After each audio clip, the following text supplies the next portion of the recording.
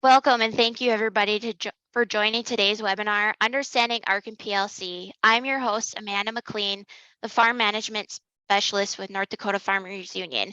A few housekeeping tips before we get started. This webinar is being recorded.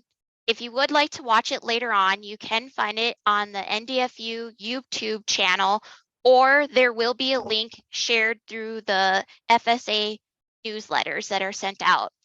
If at any time you have any questions or comments, we highly encourage you to type them into the chat box below, which can be found at the bottom of your Zoom call.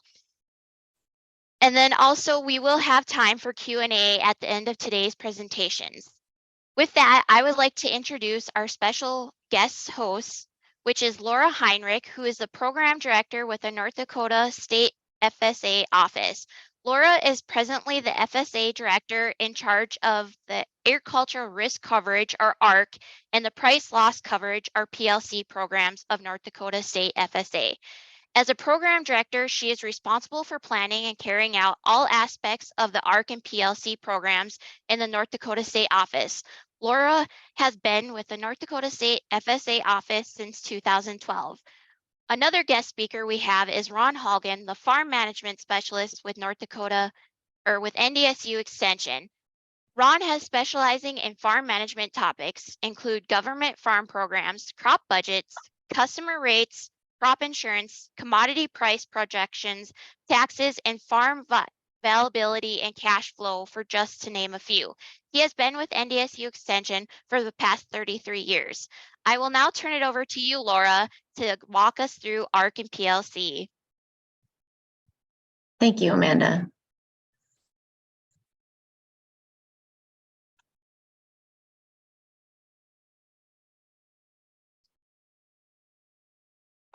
Just getting my PowerPoint pulled up here.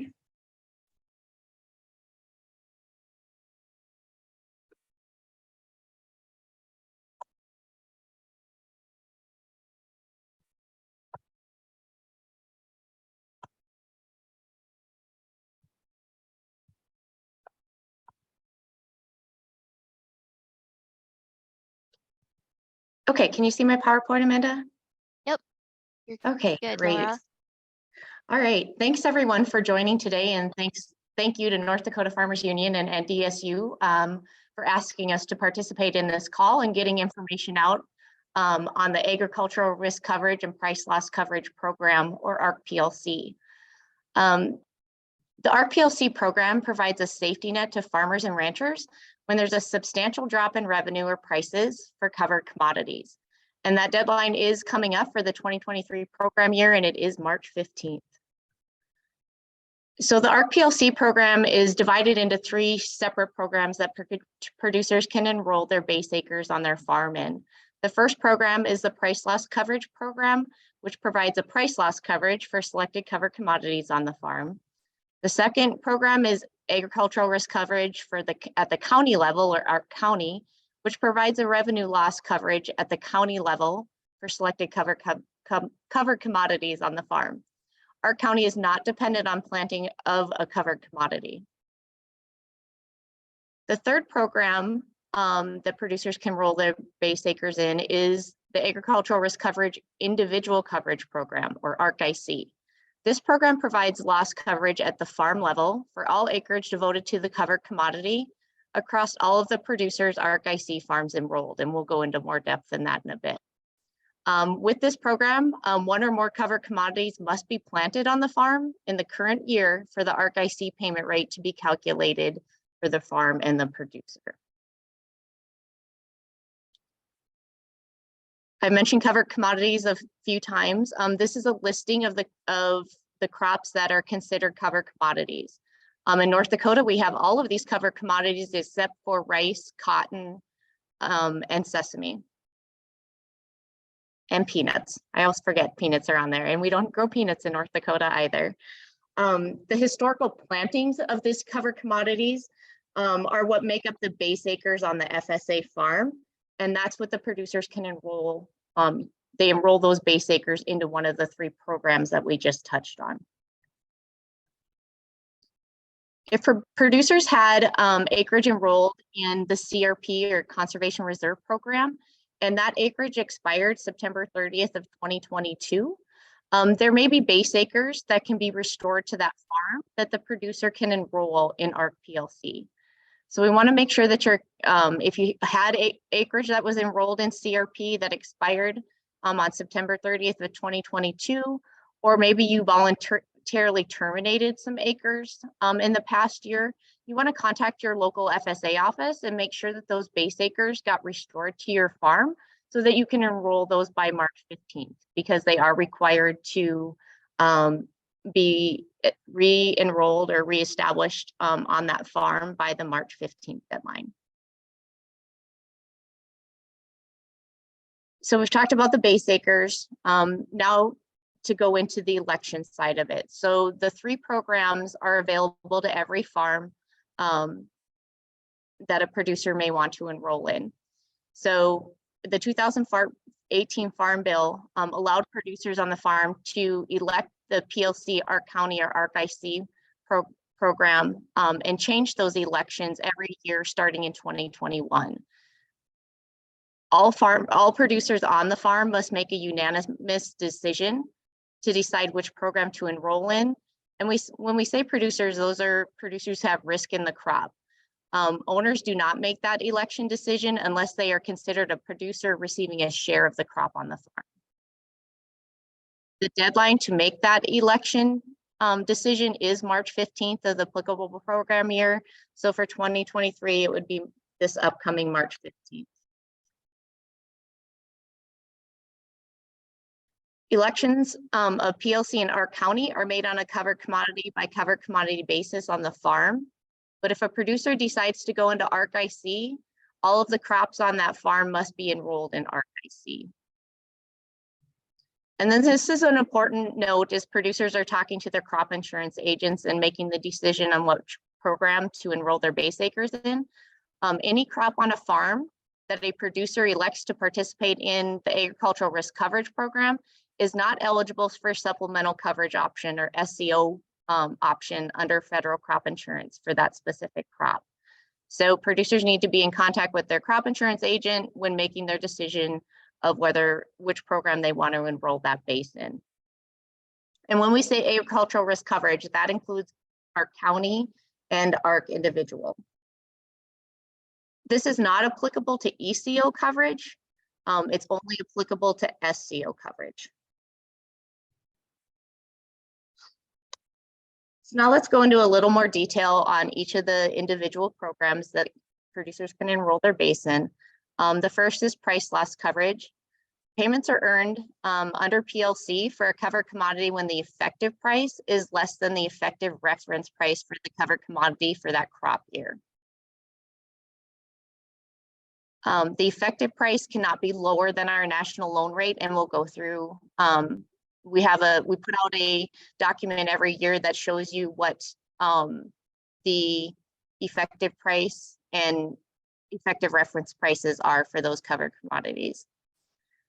Payments are made on 85% of the farm's base acres of the covered commodity, and payments are not dependent on planting of the applicable base crop of the farm.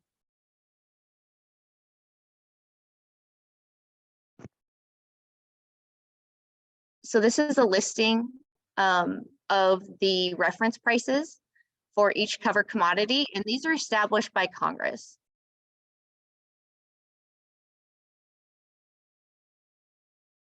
Under the 2018 Farm Bill, they added what is called the effective reference price.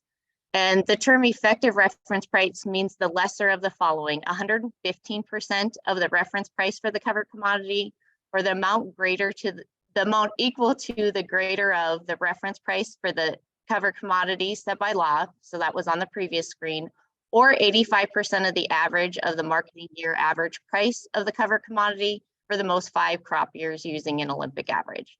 So that's a lot of words. So here's an example. So this document is available on our national ARC PLC website, and it shows you what the effective reference price for each covered commodity is for 2023. So it shows you what the 115% of the 2023 reference price is. It shows you what the marketing year average prices are for the previous 5 years. It takes an Olympic average. So an Olympic average is dropping the high price and the low price and averaging the remaining 3. It tells you what the 85% of the 5-year average is of those, dropping the highs and lows. And then it'll give you what the projected effective reference price is, or the final effective reference price is for that specific covered commodity.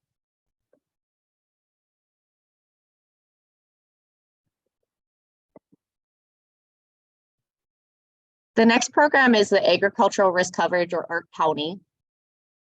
Payments are earned when the actual county crop revenue of a covered commodity is less than the ARC County guarantee for the covered commodity. This payment under ARC County is capped at 10% of the benchmark revenue. Payments are made on 85% of the farm's base acres for the covered commodity. Payments are not dependent on planting of an applicable base crop on the farm, and yields are based on county data and not individual data. So how do we calculate that ARC County guarantee, or the floor, that the actual year's revenue must fall below to trigger a payment? The guarantee is calculated at 86% of the benchmark revenue. And that benchmark revenue is calculated by taking the 5-year Olympic average marketing year average price multiplied by the 5-year Olympic average county yield. You can see them both on the slide. I'm not going to read them, but there's times where we may use a marketing year average price or effective reference price because we take the higher of, and then there's times that we may replace a county yield. If it happens to be a disaster year and it's too low, we replace it with 80% of the county T yield. When we talk about benchmark revenues, we have like a lag year. So for 2023, when we're calculating those benchmark revenues, we skip 2022 and we use 17 through 2021 to calculate those Olympic averages. So we've established what our floor is, or that guarantee. Now we need to look at what our actual revenue is for the year. So to determine what that revenue is, we take the actual county yield multiplied by the higher of the marketing year average price, or national loan rate. The ARC County payment calculation then is we take that guarantee, or the floor, and if the ARC County actual revenue falls below that, then that's what our payment is. And as said before, it's capped at 10% of the benchmark revenue. Those ARC County yields are established using the following data. So first we look at RMA yield data. If that's not available, we'll look at NAS yield data. And if neither NAS or RMA data is available, the state committee will set a yield based on the best available information for that commodity and county. With the 2018 Farm Bill, we actually calculate those revenues based on the physical location of the base acres. Some FSA farms have land that's physically located in 2 different counties. We'll do a weighted average then to calculate what the benchmark would be for that specific farm when there's acreage that's located in 2 separate counties. We also, under the 2018 Farm Bill, we calculate a separate actual crop revenue and guarantee for irrigated and non-irrigated crops. And that's based on only specific crops that had enough acreage of irrigated and non-irrigated planted. And this is a listing of crops and counties in North Dakota.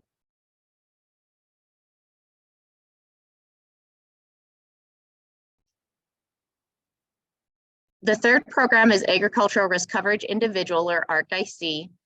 Payments are earned when the actual individual crop revenue for all covered commodities planted on the ARC-IC farm is less than the ARC-IC guarantee for those covered commodities. There's a cap again at 10% of the weighted benchmark revenue for all covered commodities planted. The percentage of payment base acres that we pay on is different under ARC Individual. It's 65%. Under PLC and ARC County, we pay on 85% of the base. ARC individual is dependent upon planting a covered commodity. So if you enroll acreage into ARC individual, we only look at the covered commodities that are planted on that farm.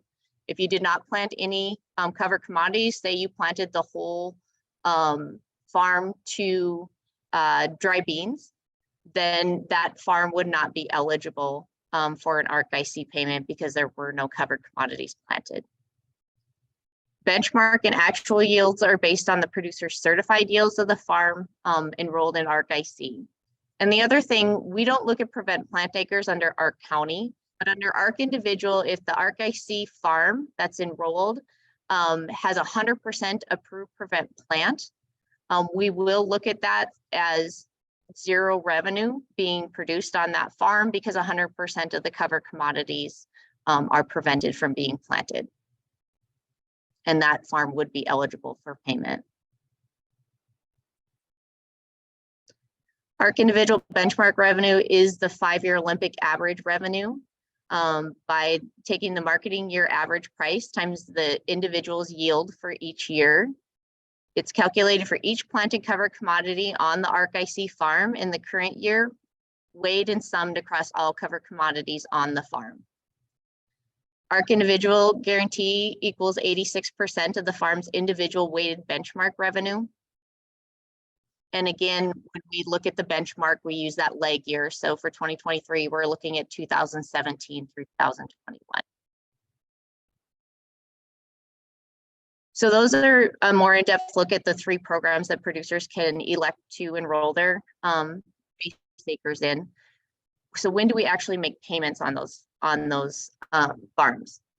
Because we're using a marketing year average, we actually don't make payments until a year after. So for 2023, those payments won't be made until October 1st of 2024 because we need to establish those marketing year average prices. There's also restrictions for planting fruit and vegetables. ARC PLC producers are subject to an acre for acre payment reduction when fruits and vegetables are planted on ARC PLC payment acres on the farm. So there's different restrictions for payment acres. For ARC County and PLC, it's 15% of the base acres are what we consider free acres. Before you'd start having an acre for acre reduction, and under the ARC IC program, it's 35%.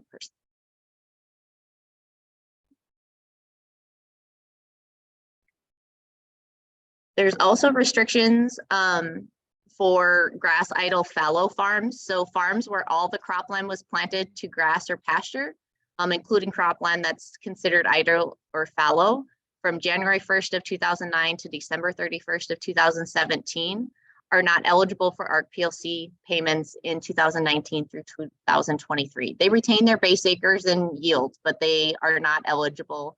They're not eligible to receive payment. There's also restrictions on base acres or farms with less than 10 base acres on them. They'll only receive payment if the sum of the base acres on the farm, when combined with base acres of all other farms for the producer, is more than 10 base acres. If it's less than 10 base acres, that producer would not be eligible for payment. There's also exceptions for producers who meet the definition of underserved producers. To be eligible for payment, producers must submit a farm operating plan to FSA, and we look at that to make sure that the producer is determined to be actively engaged in farming and meet cash rent tenant provisions. We also use direct attribution to determine how that producer would hit payment limitation. So the payment limitation for ARC PLC is $125,000. Any payments received by that producer through them as an individual or through a percentage of a corporation that they may be involved in would go towards that $125,000 payment limitation. There's also restrictions in regards to foreign persons, producers who don't meet our adjusted gross income or AGI provisions, and also producers who do not meet our highly erodible and wetland provisions. Additional ARC PLC compliance provisions for producers who enroll in the program. The acreage that are considered to contain base acres must be devoted to an agricultural or conserving use purpose. They must control noxious weeds on all acres on the farm. They need to annually file an acreage report. And if they determine to enroll those acreage into ARC-IC, they need to provide a production report for that farm. And the deadline for filing that production report is July 15th of the following year. Additional information on the ARC PLC program can be found on our national ARC PLC website. And I think Amanda's going to put this website in the chat for you. In addition, under that program data drop-down arrow, you can get additional information on projected price loss coverage prices for the year.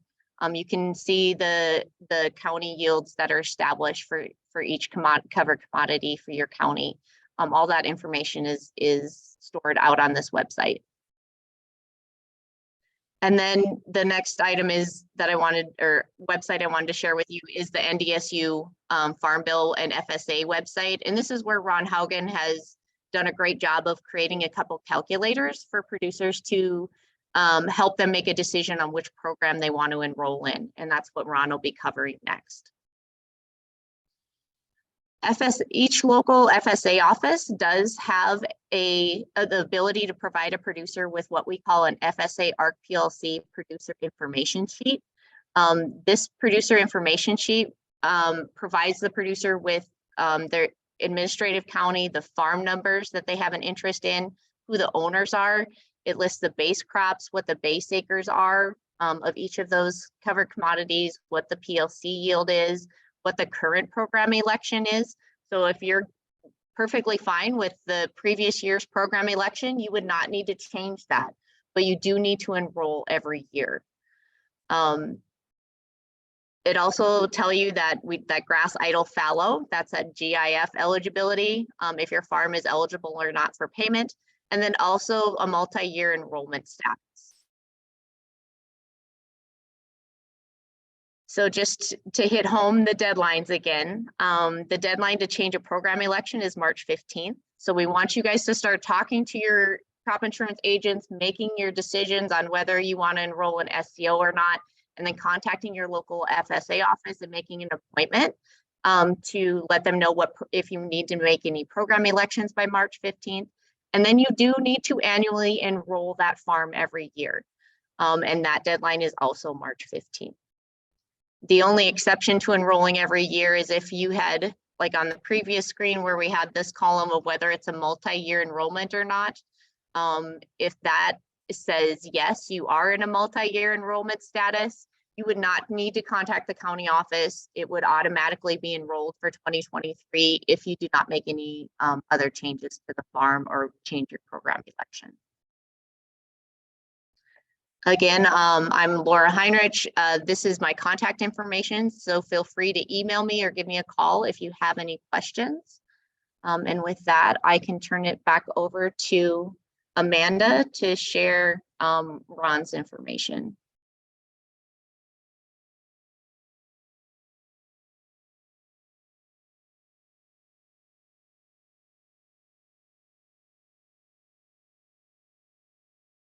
Amanda, I can't hear you. You're on mute.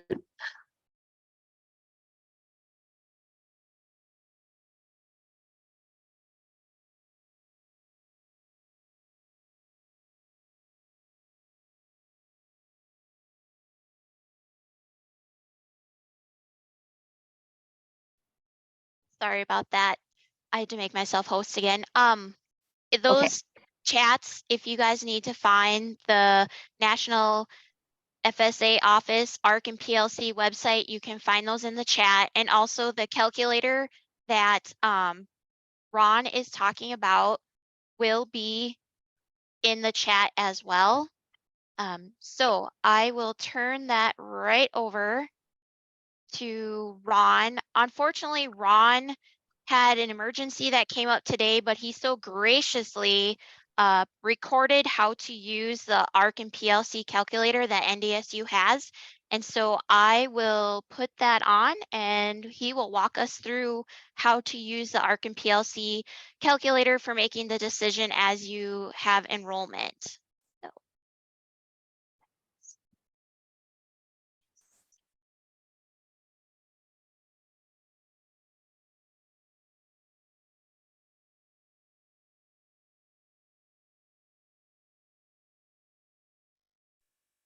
Morning. Good morning. This is Ron Haugen, and I'm with the NDSU Extension Service. Can you hear this, Laura? Can everybody hear this? Give me a thumbs up if you can. All right, thank you.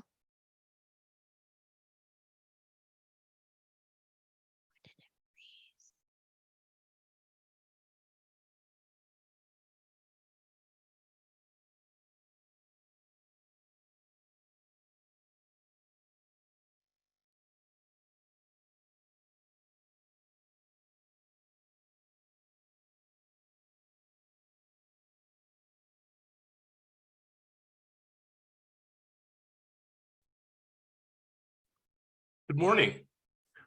Good morning. This is Ron Haugen, and I'm with the NDSU Extension Service, and I on campus at NDSU in Fargo, and I wanted to demonstrate our calculators that we have online, the ARC PLC calculator and the ARC IC calculator. So first of all, I'm going to show you where they are. I'll share my screen here. And you get to the extension page, it looks like this. You go to Ag Hub, then you scroll down and hit Farm Management. And then you go down to the bottom, we have the ARC IC calculator and the ARC IC calculator and the ARC PLC calculator. And you click on that and it downloads.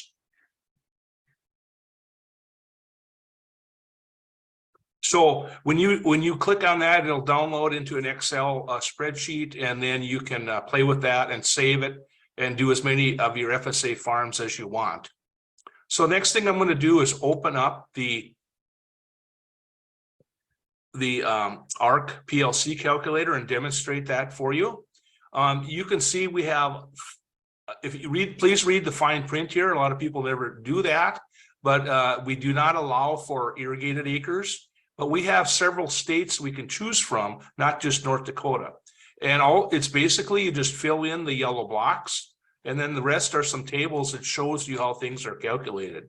So the first thing you do, you put in your name, and then you can put in your farm number. This is to keep track of things. We have a choice of four different states: Minnesota, Montana, North Dakota, and South Dakota. And if you choose the state, then you can choose the county. And I have an example in here for Stutzman County. Okay, what it does, it pulls in the yields for that county for our calculation when you choose the county. Let's just say, for a simple example, this is farm number 5555, and we've got 100 acres of base of wheat, soybeans, and corn. And the PLC yield is for the wheat is 50, 30 for soybeans, and 150 for corn. Now you get this information directly from your FSA form 578 or the ARC PLC worksheet that you probably have been sent. This is the easy part. Just pull those numbers off that sheet for your various farms and put them in here for your various base acres. I wanted to emphasize here, you see these warnings down here. If this county does not grow these crops or it does not have a benchmark yield, it's a warning to tell you that, okay? Nothing too much to worry about. Now, the next two columns, it says estimated for 2023. These are the most difficult ones to fill in because these are some real guesses, okay? So the county average yield, this is what you think the yield's going to be in your county, not just you, but your county average for 2023, a real guess. You can look down at these tabs on the bottom and find your county, and it shows the historical yields for the past years, something to go by. You can pick, but you know your county better than most, and you put in a yield. And then the next thing is to put in a price. Now I put some prices in here, but you can override any of this. This is a real wild guess where our price is going to be. Prices are generally pretty high right now. So I just put in a price of wheat for 770. I don't know, who knows if that's right or not. But remember, when you put in the wheat price, this is the national marketing year average price. So that marketing year doesn't even start until harvest starts for 2023 and continues into 2024. So this is a real wild guess out into the future. Okay. And so, and remember, it's the average of the whole nation, includes winter wheat, spring wheat, which we grow in North Dakota, plus white wheat and soft wheat, and spring wheat is usually sold as a premium. So it's not the price you're going to be getting at your elevator locally. It's the national price. This is the most difficult number to come up with. Soybeans and corn, the national price isn't quite so different there from your local. So those are the numbers you put in. Make sure there's warnings that will come up if you miss a number. And you can see by the numbers I have in here, there will be no ARC payment, no PLC payment for any of those crops. And that's probably the way it will turn out for most of you. So just going through a simple example here to show you. First of all, I'll go down to the bottom. Where do we get these benchmarks? This is the historical information. Let's just say for wheat for Stutsman County, 55, 54, 41, 45, and 43. It takes out the high and the low and averages it to get a 47.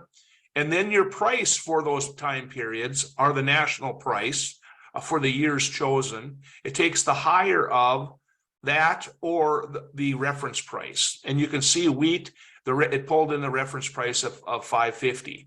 For soybeans, 36, and the average price was 957, above the reference price of 840.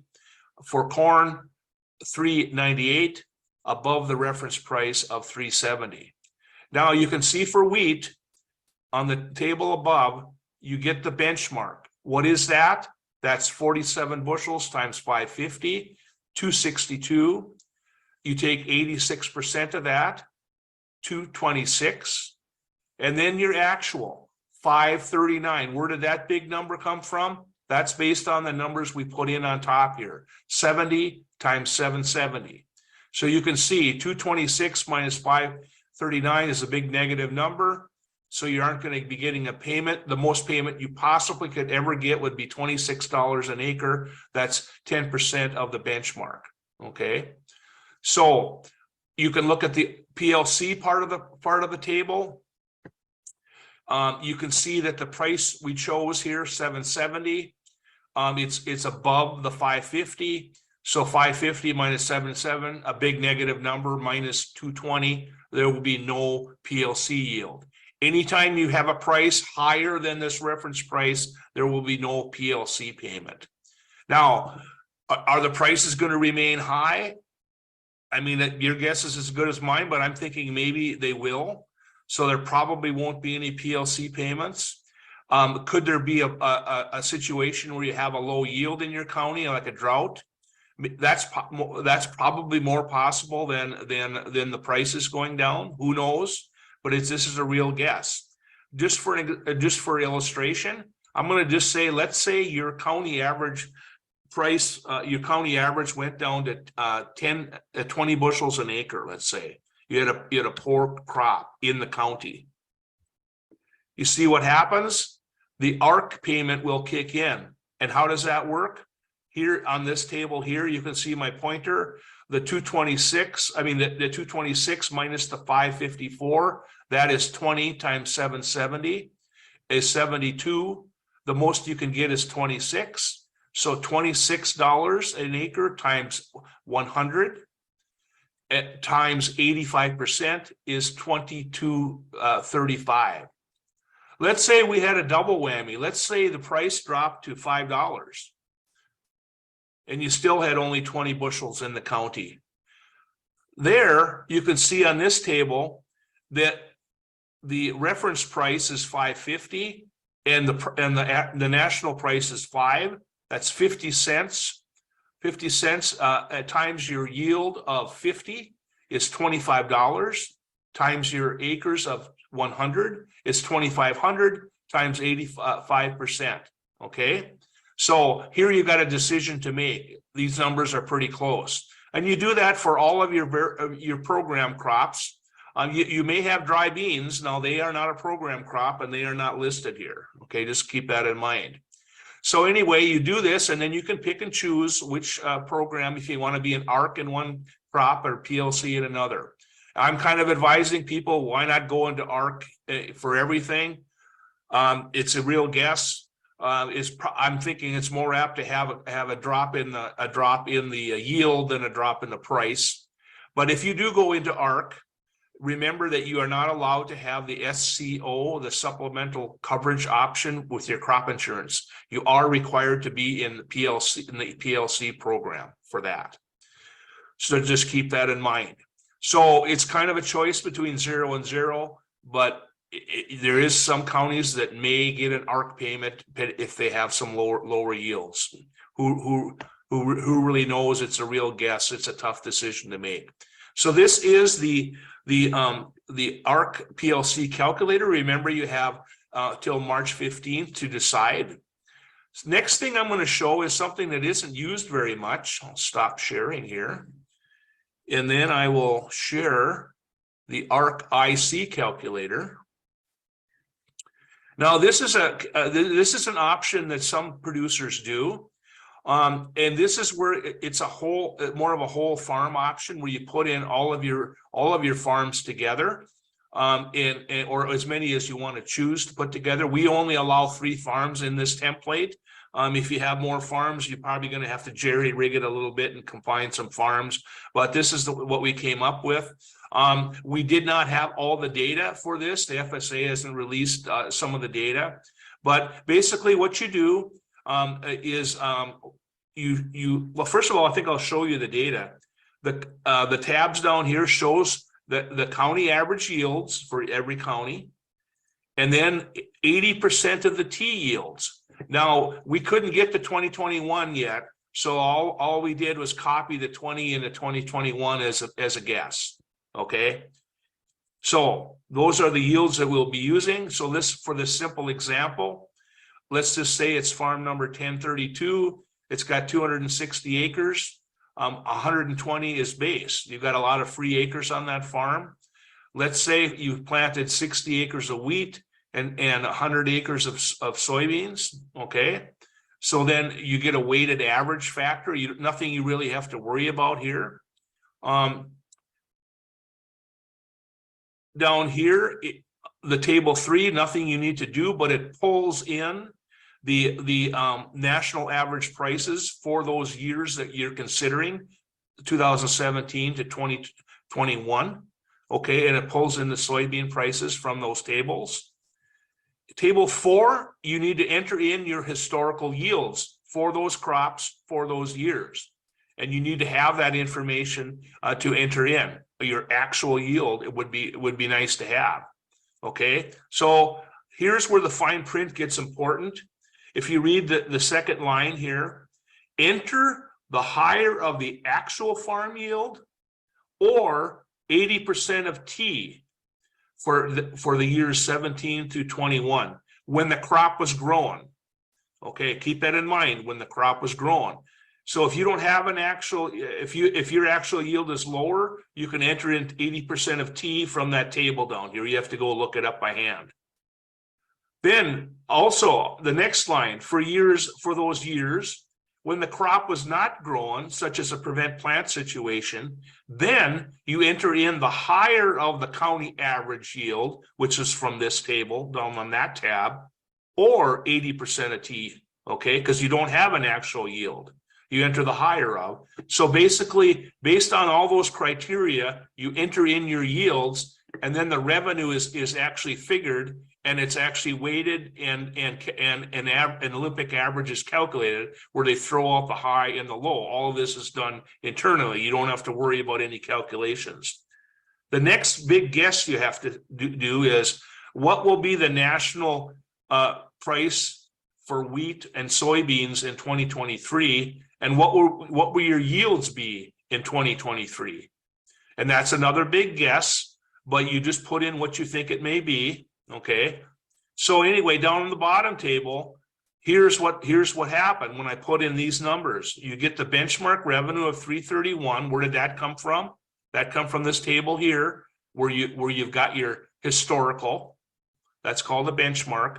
You've got your 86% of that is 285. The actual 468, that come from this table. This is what you're predicting. You got a negative number, so you won't get any ARC IC payment. But let's just say that your yield went down to 10 bushel wheat and 10 bushel soybeans. Then you can see your actual drop to 122. So 285 minus 122 is 163. The most you can get is $33 an acre, which is 10% of the benchmark. Then they take that number and multiply it by 65%, and you get 2587. Okay. Now there could be a situation where if you had prevent plant, you would have 0 and 0. And then you are going to get, that is the maximum payment you can get, $33 an acre times all of your base acres times 65%. So there is a situation where this may turn out, it's probably pretty rare. Just wanted to demonstrate that for you. So with that, I will call it good. And if you have any questions, please contact any of your county agents. They'd be happy to help you with this. They are trained in working with these calculators, and you can always find them online. So with that, thank you.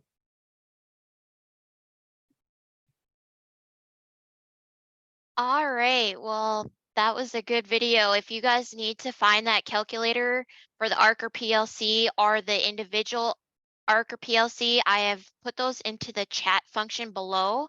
And I think now we will open up for Q&A. So if there is any questions, please feel free to type them into the chat and I will read them out loud and let Laura answer them. And if she can't, we can also get those back to Ron and he will graciously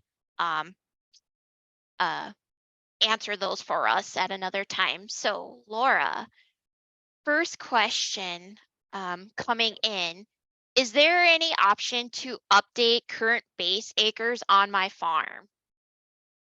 At this time, there's not. Congress, each time they make a farm bill, they determine whether or not producers can update the total number of base acres on their farm. And with the 2018 farm bill, there was no changes to the actual number of base acres. So no, not at this time. The only exception would be, like we talked about in my presentation, if that producer would have enrolled in the Conservation Reserve Program, that contract expired, we could reinstate those bases. So that would be an increase. Okay, perfect. I think you mentioned this too during the presentation, but if I'm signing up for ARC PLC, how do I sign up my farmland if I have it in 2 different counties? Can you please review that again? Sure. So each farm has an administrative county associated with it. In some counties, it's an administrative farm. So farm may have land physically located in more than one county, but it's all administered out of one county. That producer should contact that county office and be able to elect and enroll that farm. The county office will run the contract for them and send it out for their signature, whether it's electronic. So just wanted to put a push out there for producers using electronic signature. It really saves time.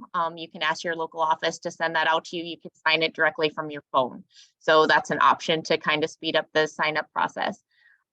If you have farms that are administered in 2 different counties, that county office can actually, one county can run both counties' farms. They can send them out to you. It's just that each administrative county committee would need to act on those farms, but one county office could send those out to the producer. Okay, another question kind of relating to multiple farms. If I have 3 farms, can I enroll one into an ARC IC and the other into PLC or an ARC county? Yes, you can. So when we talk about ARC IC, it's the individual farm number. and all the base acres on that individual farm number are in ARC IC. If you have so that's like say farm 1. If you have a farm 2, farm number 2 you can switch then to say, I want to go in ARC County and PLC on a covered commodity by covered commodity basis. Perfect. But I'm going to add one more to that. If you put the third farm into ARC IC, we're going to bring those 2 ARC IC farms, if they're in the same state, we're going to include that all in one payment calculation. And then we'll take that dollar rate that's calculated for the payment calculation and apply it to both individual farms that are enrolled in ARC IC. Okay. Another question. With farm reconstructions, will producers have the option to enroll, or will they need to go with whatever selection is in place? Okay, so if you have a reconstitution that's completed on your farm, so say farm 1 was divided into farm 2 and 3.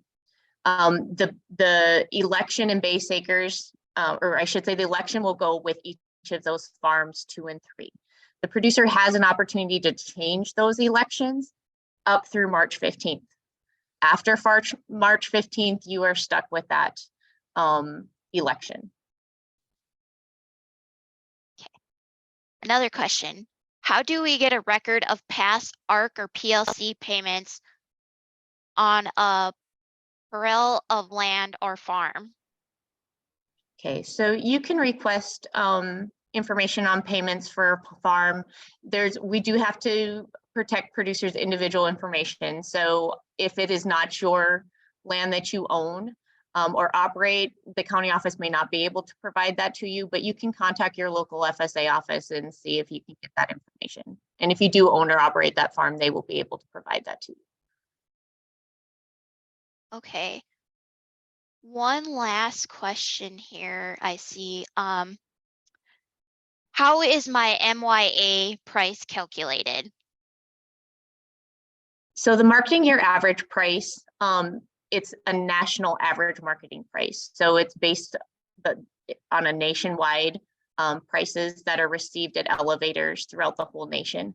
It's based on a 12-year marketing year average price. So if you look at that slide 12 of my presentation, it has that marketing year average on it for each covered commodity. So it looks at that full 12 months, does a weighted average of the marketing prices throughout that year, and that's how it's established. But it is at a national level. It's not your specific price or at a county level. Okay, well, that's all I see for questions coming in. With that, I would like to thank you again, Laura, and also Ron for taking the time to provide that video. If you guys have any questions, please feel free to reach out to your local FSA office or Ron Haugen at NDSU on how to use that calculator. If anybody is interested in rewatching this video, it can be found on the NDFU home YouTube channel, or there will be a link in the FSA office web newsletters that come out. Also be on the lookout for future webinars. We have one planned for March 15th on livestock risk protection insurance at 10 a.m. And then we have one on April 13th where we're doing one with the FSA office where they will be talking about different farm loans, and that will be at 9 a.m. And you can register for those again through Eventbrite. If anybody has any questions, please feel free to reach out. Also, remember the enrollment for ARC and PLC selection is March 15th. Thank you, everybody, and have a good day.